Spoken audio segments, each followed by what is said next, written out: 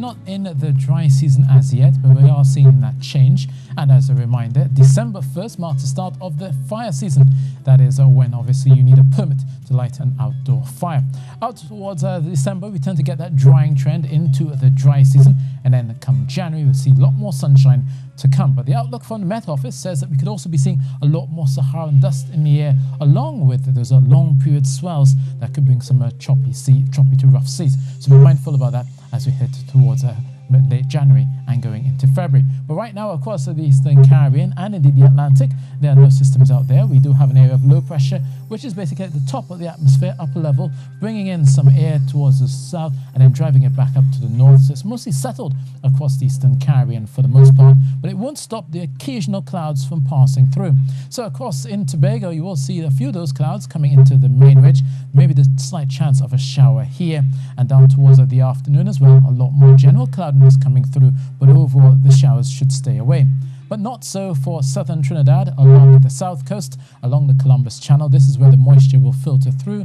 So as you go through your night and then into the morning, watch for a bit more cloudiness pushing through the south, coming into the north, maybe reaching as towards Piarco and into Arima, but not so getting over the hillsides of the northern range. So if you're in central and southern areas, here you will find a lot more of the cloud, a few of the showers coming through Rio Claro, San Fernando, down towards Moruga and Guararari.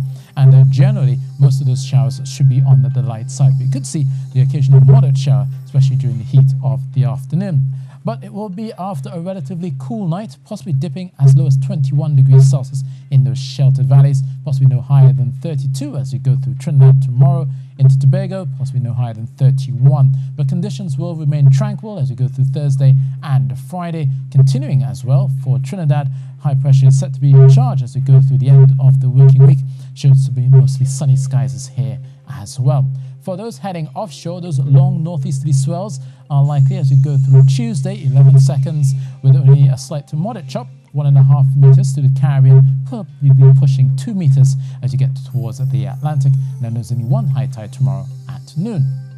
Now, across the Caribbean, there's one stationary front, which is just draped across Cuba into Jamaica. It's brought about 50 odd millimeters in Montego Bay, and cloud and rain will likely linger as they go through Tuesday, and then eventually slipping over into Haiti and the Dominican Republic as they go through late on Wednesday. So, looking for mostly cloudy skies in Santo Domingo, 31 degrees Celsius. Still some breezy showers expected for Kingston, possibly no higher than 32, and Havana will be breezy at 30.